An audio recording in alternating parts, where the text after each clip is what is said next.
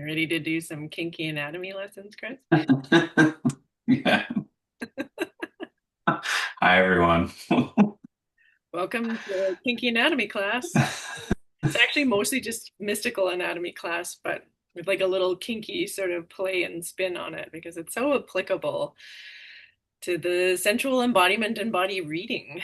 And so we're going to go into some polyvagal theory and going to be teaching some elements of attunement, applied attunement, and mystical anatomy, and then really like how to apply this in conscious kink, or how we're already applying it, or how you could get even better in your application. Yeah. As always, we lead everything with a little attunement. So let's drop in for a moment and we'll follow the polyvagal theory. And so just start by finding yourself in a seated position where you can scan your body and notice that maybe there's more than a head. Maybe there's expression of consciousness below your head that does more than just move your head around. So as you take a deep breath in, see if you can send that breath all the way deep down into your belly. You're going to push your diaphragm down into your belly with your inhale. The other name for the vagus nerve is the pneumogastric nerve. So we want to breathe in order to activate it. And as you exhale, on your next exhale, you can make an audible sigh. So you create a vibration in the back of your throat. So you breathe in and then audibly exhale as if you're already bored with this class. Let's do that one again. Breathe in through your nose. Send that breath all the way down so that your diaphragm pushes the contents of your belly down, down, down, down, down. Big, big, big, big inhale. And then exhale, audible sigh.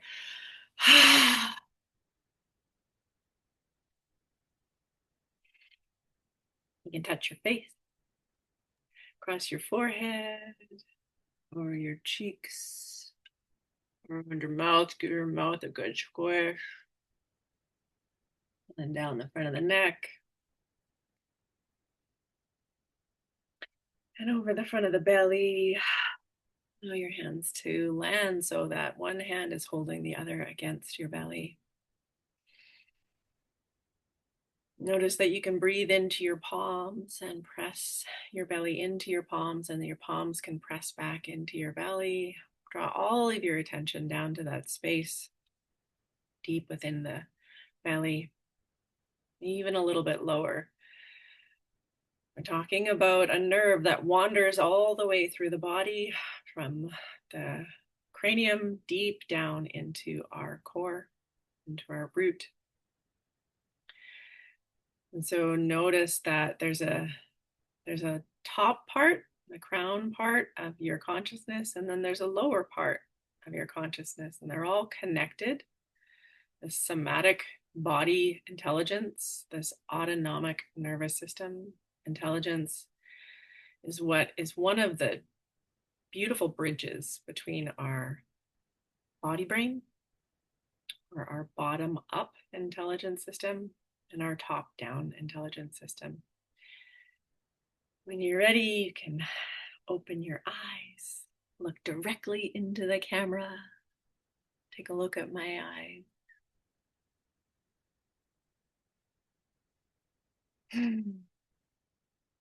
Notice the little smile, the kind eyes, and determine if the person across from you looks like a friend or a foe.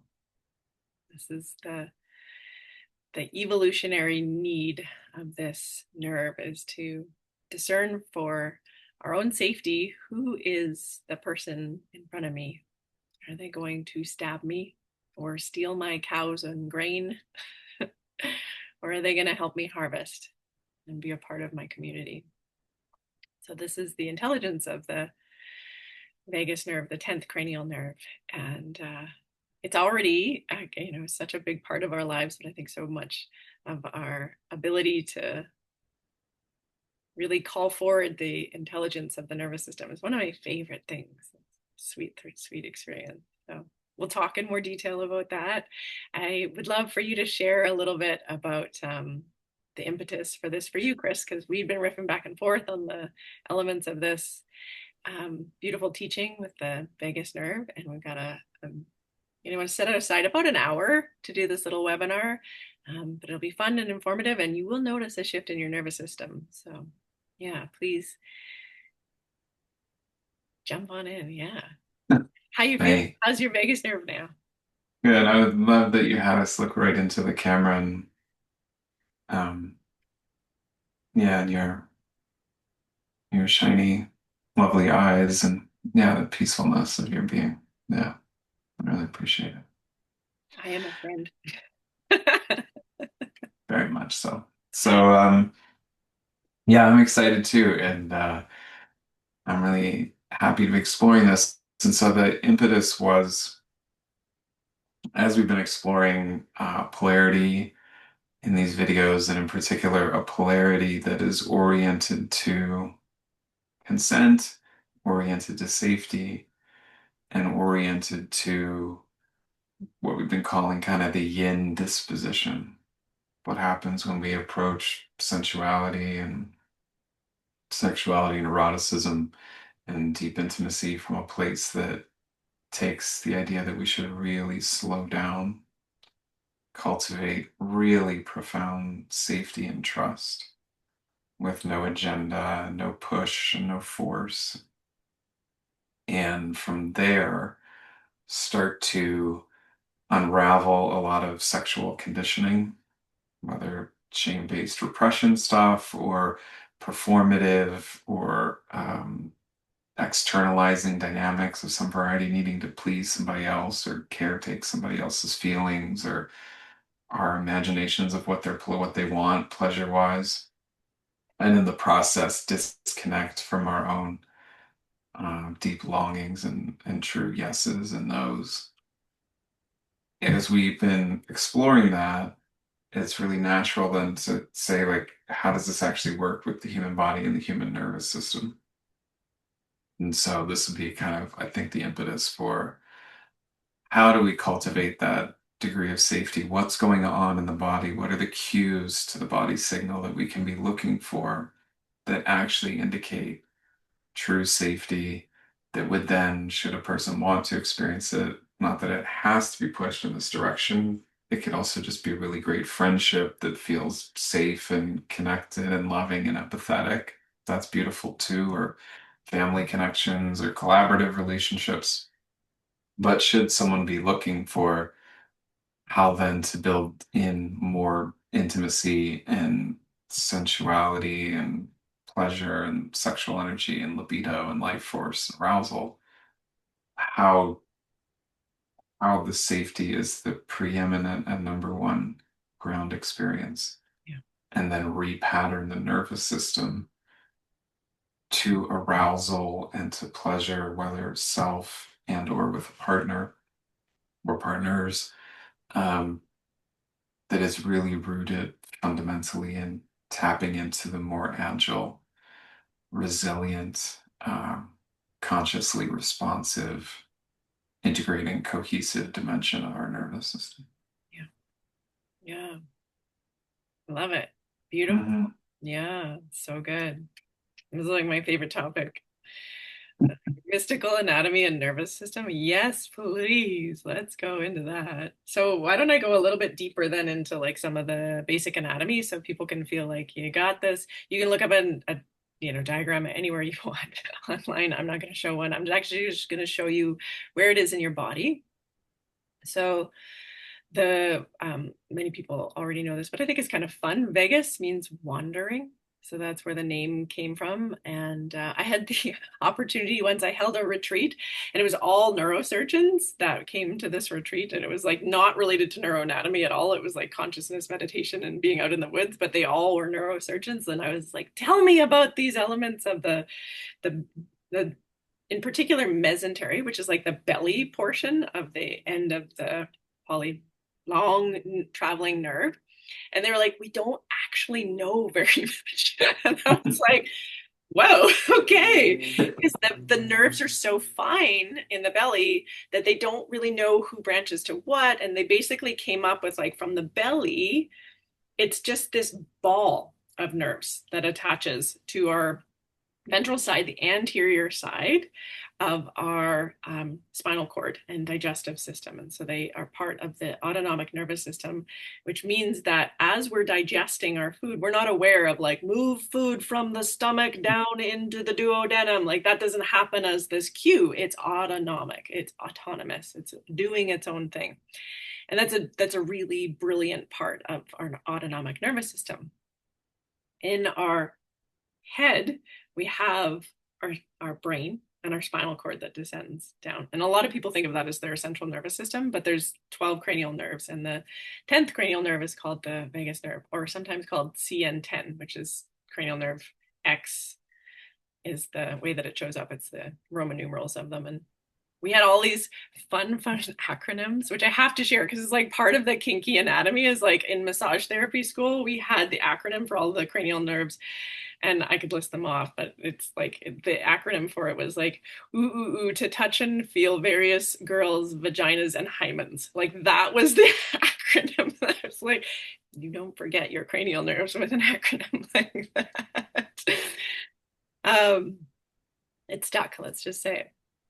So these are really sweet places to help people understand where the path of the nerves is. So probably the easiest way to describe it is like it comes off of a branch of the cranium, and then they move laterally just underneath your ears, and then there's a branch, and one branch goes down towards your trap, and that's the dorsal branch of the nerve. Dorsal as in dorsal fin, so the back part of your body. And then there's the ventral branch, and it moves just underneath this muscle right here, sternocleidomastoid. So right under the pushier side of it, and then it pops down under the collarbones. And there's actually two pneumogastric nerves, they call them now, at that point. And then they branch around the pericardium. They branch around, there's like a whole system that goes around your larynx. So when you hold your throat, or when you swallow, or when we have our body, when we sigh, that's one of the responses that we're creating. So on either side here, you can paint your hands down. And then as you go under the collarbone, you can kind of just squeeze your shoulders up right underneath the shoulder blade, and the collarbone here is your lung. That's the top part of the lung. So that's the gastric portion of it.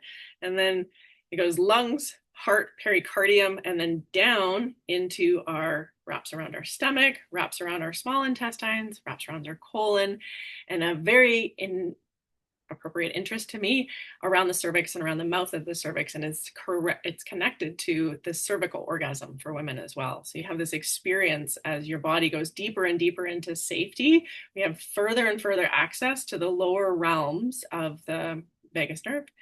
And it's another way that you can also reset the nervous system, as we've been talking about the yin journey, the feminine journey, the experience of deeply being held in the heart womb, and the elements of what happens for a woman's body when she gets to go fully into that space, and how to read that. So you get like a little tiny sense of where it is, and the things that it's responsible for. So things to look for in attunement that happen all the time, you can just sort of take them as a compliment of somebody trusting you, is if somebody yawns in front of you,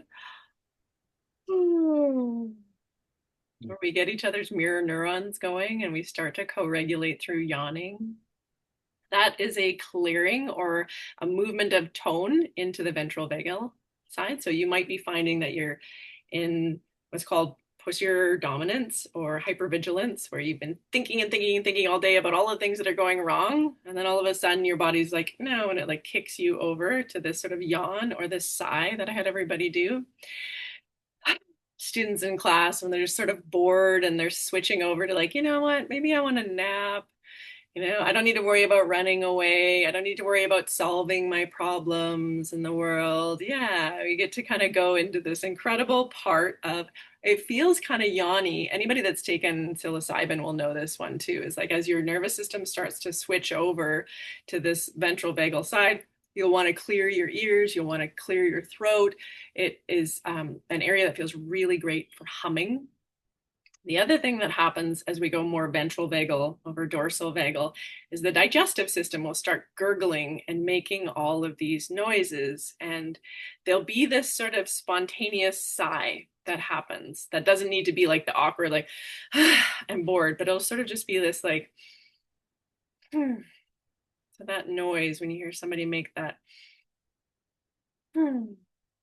that's us shifting over to the ventral vagal. So moving more into safety. It's a good indication that person that you're contacting with or around is feeling safe around you. Swallowing is often connected to your body trying to get over into ventral vagal. So eating and swallowing triggers those digestive enzymes, and it triggers your body to start pulling blood away from your periphery and bringing it more to your core, because the idea is to pick up all of the sweetness of the life that you've ingested and bring that to your cells. And the way that our body does that is it constricts the peripheral blood vessels, and it shunts more blood to our heart, to our belly, to our core relating systems, which we'll go into more detail about. And yeah, sometimes we get to see how a person that's got a regulated nervous system can co-regulate another person's nervous system simply by holding that space of presence, attunement, communicating safety, and then being able to read the other person coming into that regulated safety is a big part of what we're teaching. So you want to look for sighs, yawning, even though it kind of can seem like, oh no, they're tired and they're losing interest. They're not. That's not what's happening. Digestive gurgles, and then sometimes as we go in and out of the deeper layers of this polyvagal theory, you can even have expressions of releasing stored trauma in the body that is part of the fascial tissue that is holding all of the nerves in place, as well as the fascial tissue as it communicates through our nervous system. So elements of shaking can show up as a release of energy, expressions of tears. Sometimes it's hysterical laughter that comes out. Sometimes it's a surge of anger or modeling of the skin. That's a big one that shows up in orgasm. These are all elements of the parasympathetic and the sympathetic nervous system as they shift back and forth in their jobs of helping our body stay connected, experience pleasure, as well as digest the sweetness of life. So I adore this teaching. I adore meeting the somatic with the mystical. Yeah. Mm. Anything I missed? Any questions that showed up for you in that? No, that was stupendous. I was thinking of the example we were talking earlier that you raised that I've had, I'm sure lots of people have had in various meditation experiences of like, okay, pair up and now look into each other's eyes really deeply. And the feeling of like, that's too intimate level together. We're not. And I love that you said, here's the why of why we would want to do that first before, hey, like the teacher said, oh, we're supposed to just like meet some stranger or quasi stranger and then like just stare like really deep into their soul and feel something go like, oh, it's too that feels intrusive. Instead, to feel like, what is it when we actually first just connect to each other in safety? And what starts to happen to our bodies when we tune a note of safety with each other? Not like, okay, let's stare just all the way into each other's eyes all the way too fast and like, no. Yeah. But first, actually, just to communicate in ourselves a centered possibility and then with each other Yeah. to be safe. Because as you said, the fancy term is neuroception, which was coined by Stephen Porges, who's the main researcher of the OG of this work. And neuroception, as compared to like conception or perception, neuroception is the perceiving, if you like, of the nervous system. And to really underline that point you named, it's just actually always sensing and feeling internally and externally and in between with relational fields. It's just checking for, is it safe? And we can actually make that's happening, as you said, autonomically. The the word autonomy is from the Greek auto, meaning self, and nomos, meaning custom, principle, or process or rule, essentially. So it has its own self rule in a sense. It has its own self custom. We can actually make that conscious. It's going to be going on anyway. And for a lot of folks, if it's been interfered with in various ways or not properly supported, the the tuning can be off. The antenna can be overly um, activated and only perceiving threat and then responding either with sort of aggressive or anxious, want to flee energies, and or just like deer in headlights, possum playing dead, freeze, as we'll talk about, just shut down and overwhelm. And so to retrain our nervous system for the whole of our life, not just, although here we're specifically focused for matters of, you know, sensual and erotic intimacy, but again, it's for the whole of one's life to create healthy friendships and just to feel well and feel pleasure and cohesiveness in life.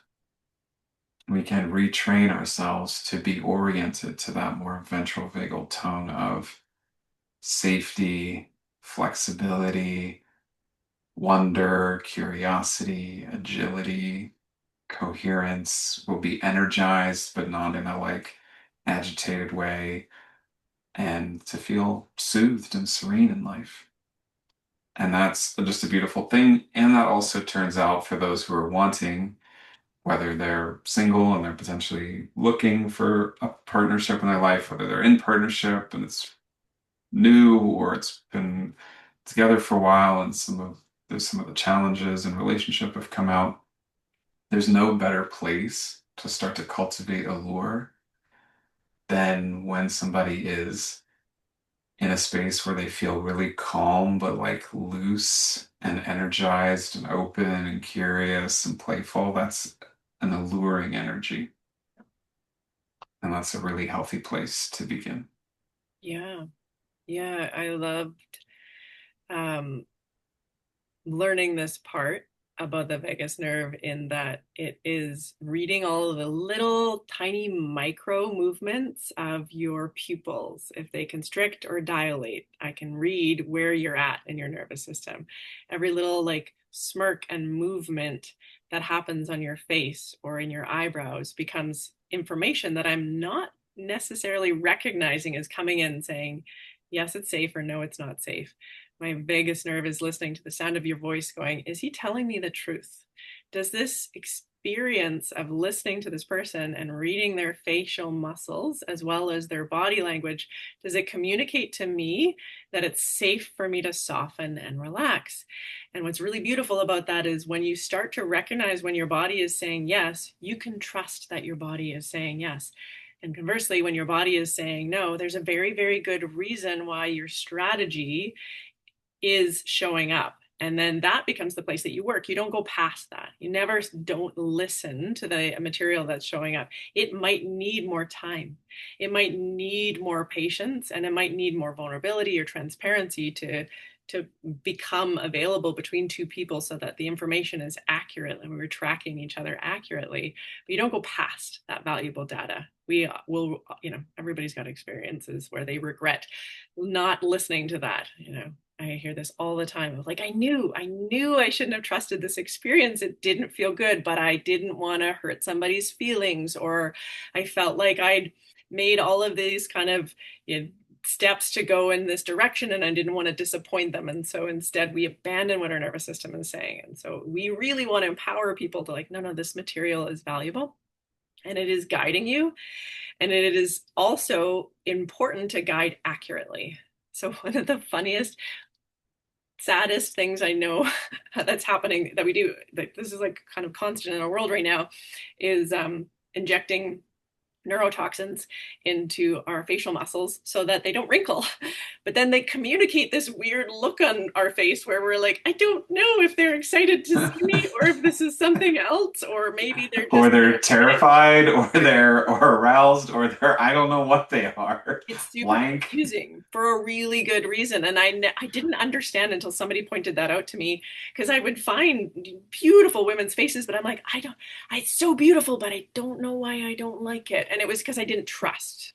I didn't trust that I was getting accurate information. They were saying that they were happy, but I could hear in the tone of their voice that the rest of the way their body language was that it wasn't. And so I talk about this as like energetic integrity or energetic the other word is legibility, is that combination of my muscles of my face and the sound of my voice and the body language that I am in. Is that communicating accurately the state of my nervous system? Or am I in some way manipulating or contouring or changing that messaging because I feel like I need to get something, or I feel like I need to be stronger than I am, or I feel like I can't trust this person? And instead, we're just going to give everybody the skills and then they can start to apply them and play with them themselves.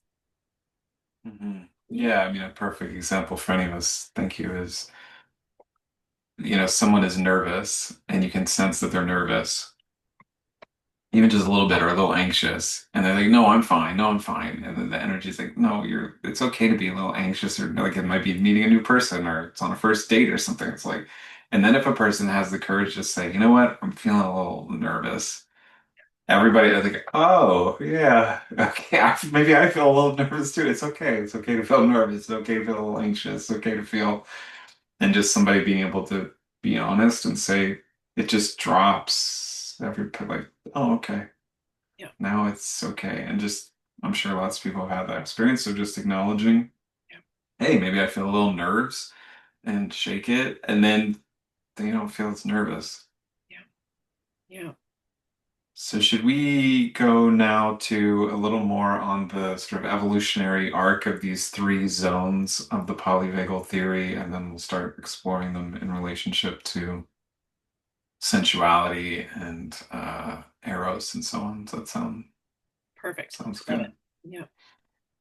So there are three sort of I call them zones, terrains, but to use more specific sort of anatomical language, the autonomic nervous system has two main branches, the sympathetic and the parasympathetic. And then the parasympathetic, as Sarah was saying, has two sub branches, one called the dorsal vagal and one called the ventral vagal. In the history of our inheritance, so this goes back like chordates and mammalian inheritance to primates. So there's a long history that predates Homo sapiens, though includes us. These three main areas developed in a developmental sequence, and therefore, as we'll see, they actually have this kind of hierarchical organization, and we can track movement either forward or backward along this kind of evolutionary timeline that exists in our own being. So the earliest, most archaic, the oldest version is the dorsal vagal, which is usually in survival physiology. People will hear that as the freeze. When you hear language of fight, flight, and freeze, the dorsal vagal is freeze. If, this is a big if it's being co-opted for survivalistic purposes. If it's not, if it's just in its usual functioning, then it's the analogy Deb Dana uses is like it's the electricity running in the house, it's the plumbing, it's the fridge and the freezers running, the thermostat's on. It's just all the stuff in the background that you wouldn't be focused on in a home, unless, of course, like a leak springs or the toilet gets plugged or the power goes out or whatever. Then you focus on it, but otherwise, it's just in the background running. And that is, again, part of it being autonomic. So dorsal vagal by itself is not quote unquote a problem. And even when it goes into survival physiology, as we'll see, even that's not a problem. It's a safety and survivalistic principles. So it cultivates compassion when we understand this. As that will tend to show up in survival physiology, you will get shut down, overwhelm, dissociation, numbing out, blanking out.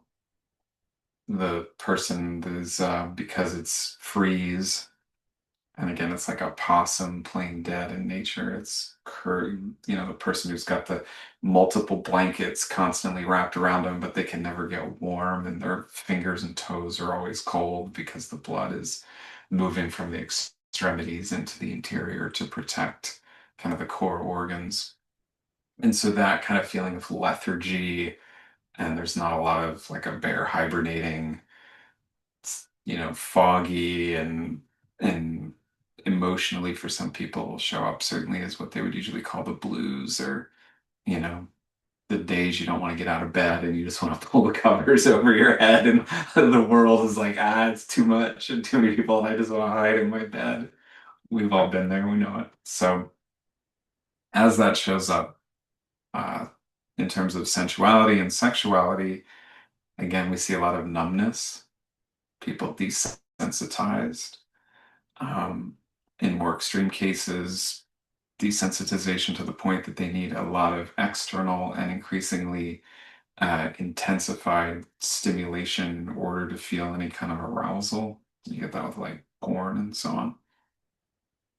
Um, as well as just numbness and overall kind of like mechanical, dissociated experience, whether that's self-touch, whether that's intercourse with another of whatever variety. So they're physically present, but they're not actually present emotionally or um, energetically. There's a couple things to look for in this state. One of them that's really fascinating to discover is watch my neck. So this is like my normal healthy posture to have, where there's lots of space for the dorsal branch. This posture puts a lot of pressure on the dorsal branch, and often people will stimulate the dorsal branch, which is, remember, hypervigilance, obsessive worrying, shut down, not experiencing themselves as this sort of aliveness. And then the other thing that happens is this stone face. Like, it looks like there's a just like frozen face. Exactly, there's not expression happening. So when you notice that, it might not just be injectables that are causing it. It can be like a notifier that this person is in freeze and they're just like blank slating at you. So that can be from your children, that can be from colleagues, that can be something to pay attention for, not to call somebody out on it, but it's like, it's neat when you start to see it, you recognize it everywhere. We live in a society where there is much of that dorsal vagal hypervigilance or dorsal hyper response that's happening, which doesn't feel good. It's very attacking or avoiding in the way that it deals with life. It's like it's either somebody else's fault or I don't want to be here. I don't want to see. And then it shows up as this somewhat gas break experience simultaneously, not rested, but not really clear either, like you were describing. And also, some people will use the term fawning, which is also particularly relevant in terms of things about conscious and empowered submission or polarity work in the sexual realm. Yeah. So, fawning is saying yes and appearing to be yes, but actually up here is yeah. So, the big, overly big eyes, the deer in headlights, the fawn. So, they kind of like that thing, which is really more of like an unprocessed shock experience. But if they're like, you see that in various kinds of things, and it's like, oh, everything is just so lovely. You're like, oh no, that's not actually safe. If that's performative, or if they're actually just like really only up here, it's all blissy up here, but like they're kind of cut off from here down. That's not, that's fawning. And we have to watch for that, as well as when you were doing the like stone face, I was thinking of this like one of the cultural perceptions of the way dominance or yang or polarity can be enculturated in males, but not just in males. Is this idea that you should always talk with a monotone. There's like all these podcaster bro guys, and I noticed that they all, I'm not gonna name it, but like you just once you see it, you can't once you hear them and or see them, you can't unsee it or unhear it. And they just talk all the time in this flat, monotone voice, because that's apparently very masculine to just talk like this all the time, Yeah. bro. This is, and they talk about their life hacks. And it's just like, dude, it's so cringy to me because it's just like, that's so performative. That is not actually, Yeah. the ventral vagal has humor, it has lightheartedness, it's energized as well as calm and rested. So it's like just trying to take the calm and rest and then overdo it, and it gets like rigid without any of the flexibility, without any of the energized, without any of the engagement, without any of the back and forth. It's just so watch for that one too. Once you notice it, you'll like not that's a pretend or a faux attempt to be like present and serious and deep and meaningful and authentic. And it's like, no, that's not. It's the opposite of all that. I feel like we could do a whole episode on fawning, and I would like to propose that. But just like briefly, the fawning response and submission can show up as like whatever you want, or like if you think that's the right idea, sure. And just sort of like this, like placating the dom or the masculine presence to be like the one that has all the answers. And it's actually this weird emotional mirroring, caretaking thing that shows up. So truly, it is a whole lesson unto itself on fawning. But it's good to kind of recognize like these things happen, and the reason that your nervous system is like, hang on a second, there's a purpose behind that, and we're advocating for the hang on a second to be elements first that you're looking for, but just create opportunities to pause and make a space for connection, because this is really what this is about, is like co-creative connection without an agenda, without needing to get somewhere. Yeah, absolutely. Yeah. And when we can start to paint a picture, when you can, whether if you're artistic and you literally want to paint or draw, or just visualize or have a sense of like, big part of this is building awareness because we're going to move in and out of these states. First, being able to differentiate them so they're not all mixed together. So you got, oh, that's what there's a name for this thing. There's a whole dynamic here. And one of the key parts of the polyvagal work that I think is so powerful in all of its various explorations or uses is stop making it about quote unquote being all in your head or a personal moral failing or whatever, because in a unconscious state in that dorsal vagal, you can get a lot of that harsh self-critic collapse, negative shame energy running of like, I'm broken, I'm unlovable, nobody, whatever, I can't handle life, I'm helpless, whatever. And so we just have to start recognizing that that's a survival system. So if energy moves in terms of the history, that's the earliest and most archaic, and you can therefore hear that it has the least give within it. So it's pretty much an on-off switch. Like it doesn't really have a lot of flexibility within it. It's pretty stark. Then the next layer that develops in the timeline is the sympathetic arousal energy. So this will be the fight and or flight part of fight and flight. Again, when it's not being activated, it's just a sensing system of noticing if there's threat. And if it's not, if it's well tuned, then you can chill and relax when not needed. It's not always on DEFCON 1. It's not always like, oh my God, every corner, oh my God, it can be just kind of the experience of you're having a normal, easygoing kind of experience, and then all of a sudden, like, you hear like somebody screeches on the brakes and hits the horn, and there's two cars that almost hit each other, and they don't, and there's like a fright moment because it's a like sharp, shrill noise, and then you're like, oh, everybody's okay. It's all okay now. And then you just went into DEFCON 2 for a sec and then check it. Everybody's okay. And then it just, but for a lot of people, if they were raised in environments that safety wasn't naturally built in or repair wasn't built in, and it could be chaotic and it could go any direction, or it wasn't stable, or it was never particularly peaceful. It takes time to repattern, to recognize that in our current experience or in the present moment, we can actually experience safety and orient to safety and not be on DEFCON 2 or 3 and ready to go at any moment. So when this system is needed, it is a good system in the case, hopefully rare, that we'd ever need it. It kicks in adrenaline, which is going to be there to either fight and or run away. So it's as compared to the freeze energy, it's highly energized.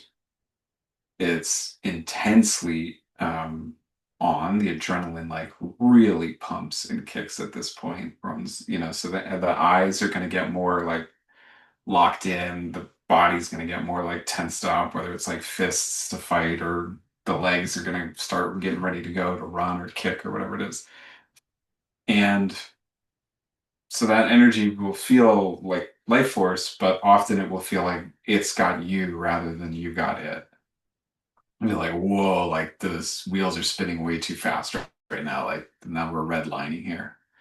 And a lot of people's experience, sadly, is various uses of chemicals and substances and whatever, wine or the Netflix or to other things, to constantly basically be like, I don't want to get too low and I don't want to get too high. And I just want to like stay in this like, and so they're doing all this stuff over the day to kind of keep trying to stay in some very narrow range of experience. Whereas what we really want to see is a much more rounded, smoothed sine curve kind of run to our energy so that we can experience, like in the cases, for example, here, we're talking about like really powerful, strong arousal and life force and pleasure and really strong sexual energy, but it will feel smooth.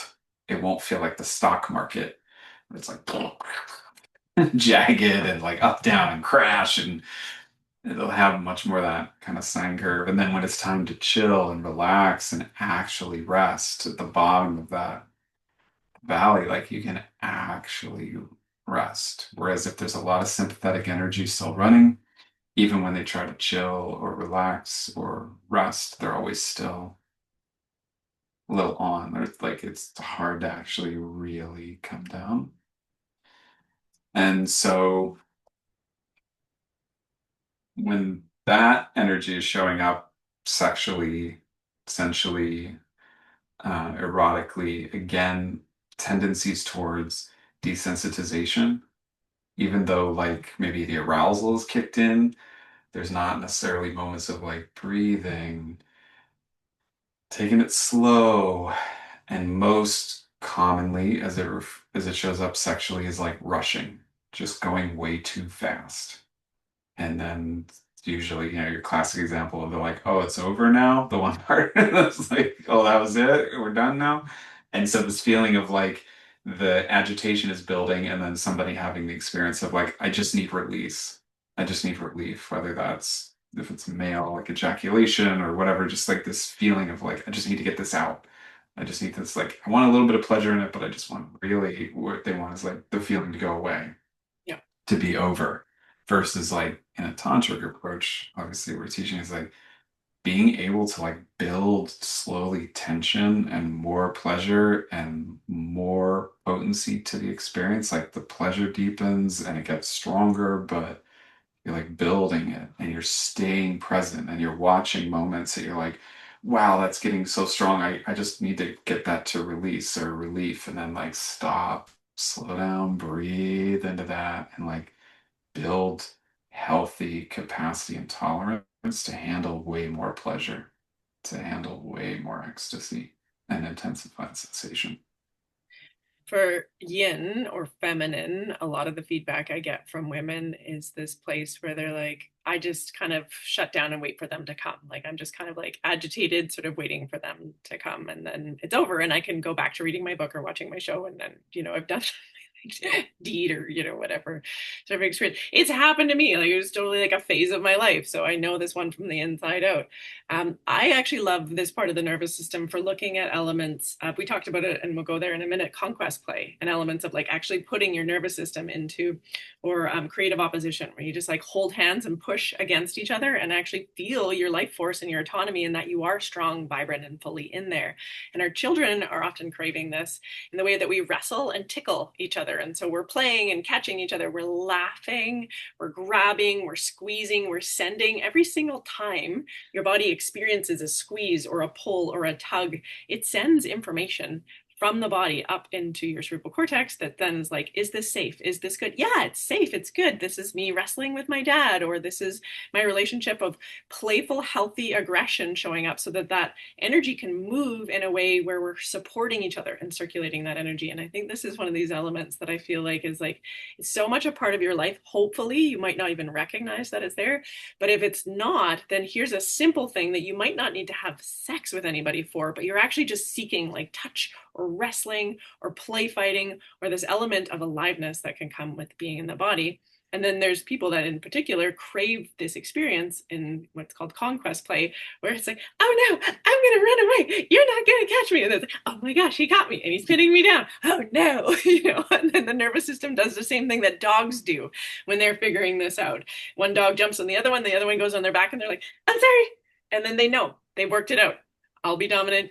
You be submissive. We've figured it out. Alpha, omega, leader, follower, all of these elements. So these are the nervous systems trying to figure out their way. And we get static and agitation and frustration when we're trying to be like, wait, who's in charge? What's happening in my body? There's all of this energy happening in my body. I want to fight. I want to fight. I want to get some attention because I want to get rid of this sensation that's seeking connection. And I'll make it about the socks you left on the floor or like the whatever. And it's like, no, actually, what I want is you to hold me down so that I can feel my body go deeper into this awareness that I'm seeking, which is to be safely co regulated with another being. Yeah. Yeah. No, that's really important point that you're naming, which is in the usual unconscious or default setting version of the dorsal vagal, the freeze, as well as the sympathetic arousal, fight the flight. When those are unconscious, those are strategies of disconnection. Whether literally fight something, run away, or play possum and play dead and hope they leave us alone. They are strategies of disconnecting from experience. So to re-engage them consciously, as you were saying, when those energies come up, whether it's like in the runaway and play, fight, and wrestle versus the sympathetic, or whether it's being allowed to like completely rest and just be like held, and somebody can like curl into a ball, and maybe they want to, somebody just to pet them or gaze upon them, like they can consciously re-enter dorsal vagal, but repattern it to connection, repattern it to staying connected to self and other.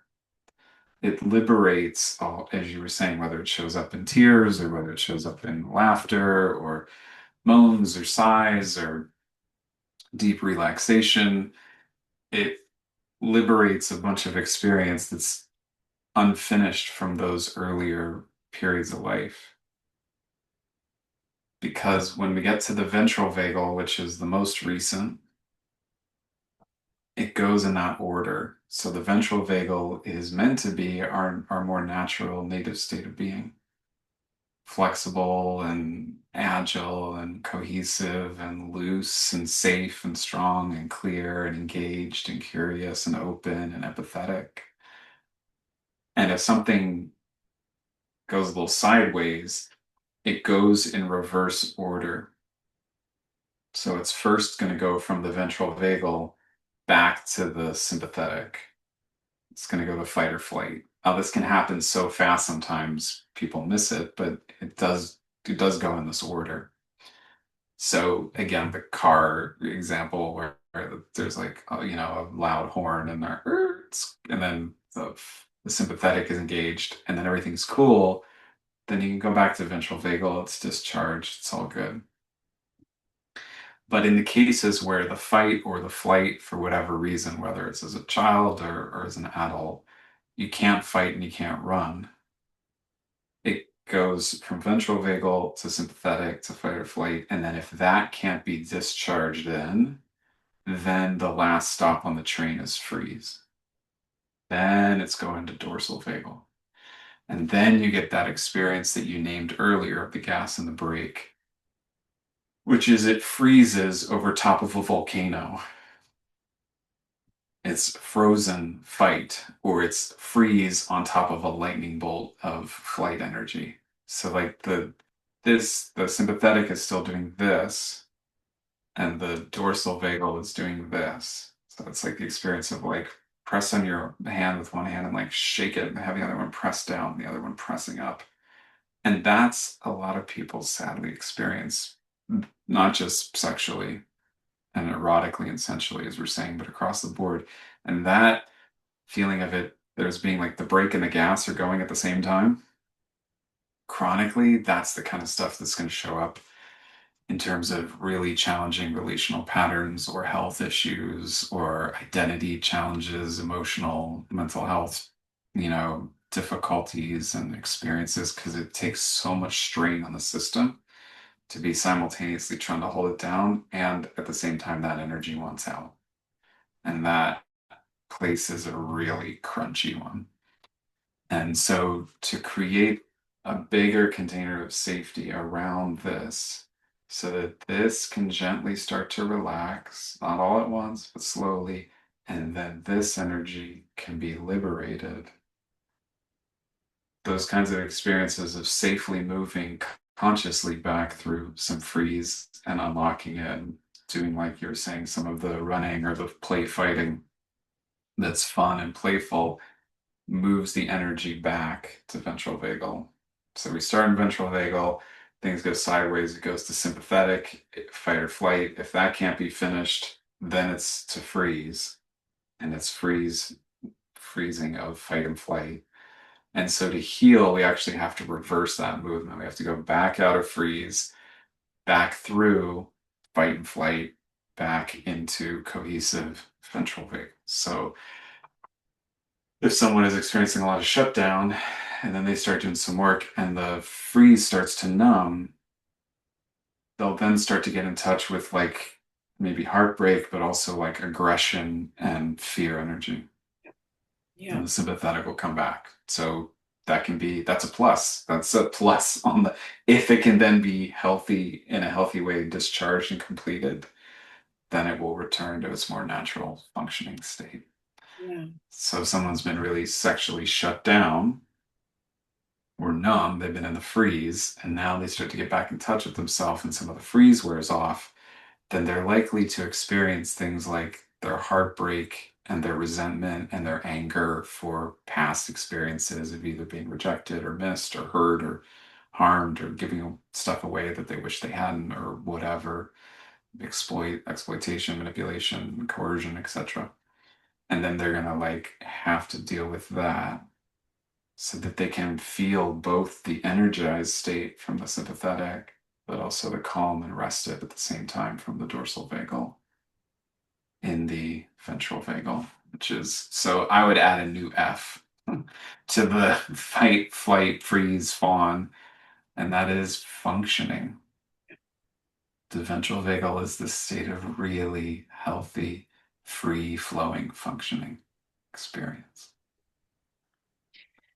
I want to pause for just a second and invite the listener, or if you're watching this, just to take a moment and reflect of experiences you've had where you've recognized possibly yourself in freeze, those moments where it's like a ruminating thoughts around all of the things that are bad and wrong, and sort of this experience where you'll start to embody this shoulder blades start to move closer to the ears as in an attempt to protect these um, very, very sensitive, active regions that are designed to protect our vital organs, right? So that freeze state when we do this and we're kind of shrugging or we're not sure or we're afraid or we're having this moment where our body's holding this posture, that's a communication of like, I'm shut down. And to be able to kind of open the heart up and to express like I'm safe, and that posture of I'm safe, my belly's open, I'm oriented so that my soft parts of my body are turned towards somebody, that communicates safety. So just to recognize when you're in various positions, to become aware of them. They're not bad or wrong, but that you've got the ability to shift them. And then that can shift your nervous system. And then the same with the sympathetic arousal of like those times where I've been in shutdown and now I may be overreacting to the socks on the floor, or this moment where it's like it's not actually about the socks on the floor, but it's like the first time I'm like, oh, my autonomy is coming back and I want to pick a fight about this thing. To be able to recognize like, oh, that's what's happening. I'm finding my heat, I'm finding my agency, I'm finding my selfhood within that. That's actually quite healthy, whether that's in our children or our partners or in elements of our own experience. And then elements where you notice your body in ventral vagal, where you experience you make those noises, like those sighs, and your body will, it just has these auditory expressions that communicate happiness or joyousness or engladdenment and open-heartedness. And also the digestive system will communicate that. And there'll be an aliveness in the low belly for women. I'm not sure what the masculine experience of that, but for women, it'll feel like the breasts as well as the space just between like the belly button and the pubic bone, there's like this alertness that's sort of waiting, that's there. It's like listening. It's a quiet alertness that is experiencing a connection to the environment. So that's a really beautiful thing for people to understand and track within themselves, for themselves.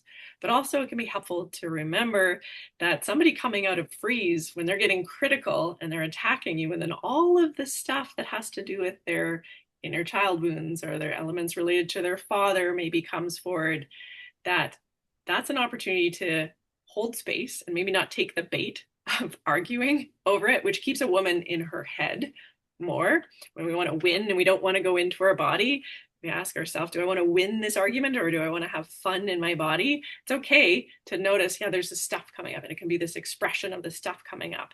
And it might show up as criticism or critique because I'm scared. And in this moment, I'm getting in touch with my vulnerability. And that's actually a really good thing. But we sometimes can get lost in the story, especially when somebody's like, oh, I'm going to take that bait. We're going to argue about that. I am not your dad. Yeah, no, you're not. And right now, you're showing me this wound that I get to work with that I didn't know was there. And so it's like a little bit embarrassing, and maybe there's some shame involved, or maybe there's these elements of protection that are feeling an aliveness here. And that's healthy when we understand what it is, and that it is pendulating from frozen more towards a healthy connection state. And so we're on the path. Don't jump off the path. I don't know if that's ever happened to you with your kids or anything. Yeah, no, never. I have no idea. And I appreciate what you're saying, and I think the pendulation there you're naming is a pendulum that's swinging, as you said, really beautifully, towards more agency. It's reinforcing agency, and therefore B, particularly in this context that we're talking about, it's pendulating towards greater and greater degrees of consent, which is so important. Agency is necessary for consent to be real. A yes has to be a yes, and a no has to be a no. And without needing to justify or explain.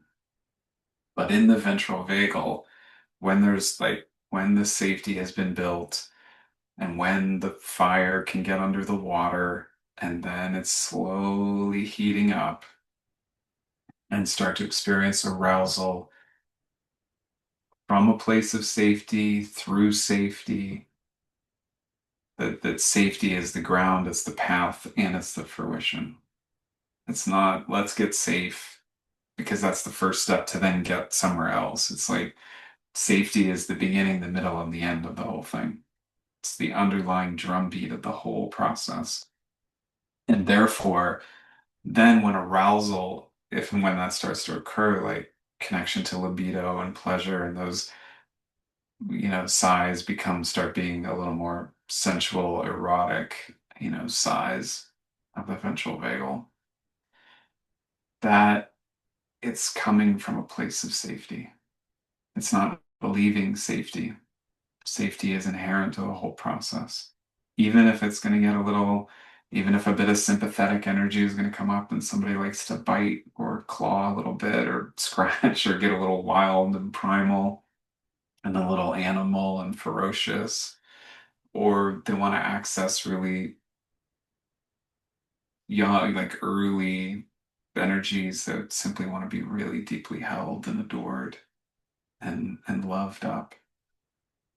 That these are all happening from a space that is much more anchored and rooted in the ventral vagal, and that therefore is an inherently consensual process. And so, in self exploration and then potential partner exploration, particularly for the yang or the dom, to learn those cues, because if a yin, a sub, is really going deep into their internal ecstasy, their usual verbal capacities are probably coming offline as they go deeper and deeper inward and they start to go through their yin spin, as I call it, like their internal ecstasy, and they're being with their sensation and they're being with their emotion, and they're only indicating, usually through, um, might be through breath, belly, there might be sighs or moan, but not necessarily explicit verbal languaging, because a lot of times that's going into abeyance as they're going deeper and deeper into that, as they're following down what you shared, Sarah, of the whole path of the vagus nerve, and they're really drawing deep down into the depths of their being. Some of those other functionings are going to temporarily go quiet, and therefore consent is still and safety is still so deeply intrinsic, but it's not going to be explicit verbal. It's going to come through breathing changes and watching how the body responds to certain kinds of touch. Does it soften into that touch and receive it, or does it clench, a bit? Or do places feel like it's gone a little cold? And then you might just hold a hand there until all of a sudden you start to feel like building that level of attuned sensitivity is so important for ourselves and for each other, particularly in this area. We'll be discussing this in the yin circle as well as when we bring it together for the loom space. But one of my kind of favorite things to teach is like the different sounds that come from the different parts of the body.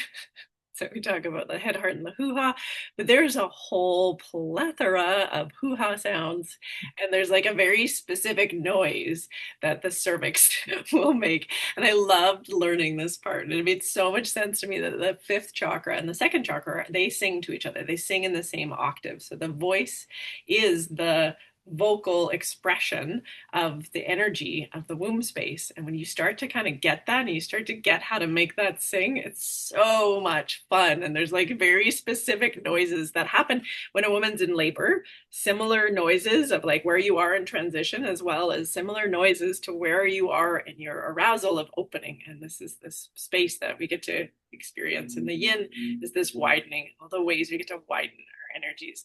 And if we go slow and we listen to the right noises, it is such a delightful path of awakening and widening. So yeah, I'm looking forward to being able to teach that more. And well, as well as like tease people like, you're going to want to check out some of our lessons to learn this stuff in more detail. We covered everything that we're going to cover for this session today. Did you have anything that you wanted to add, or any other parts that I might have missed?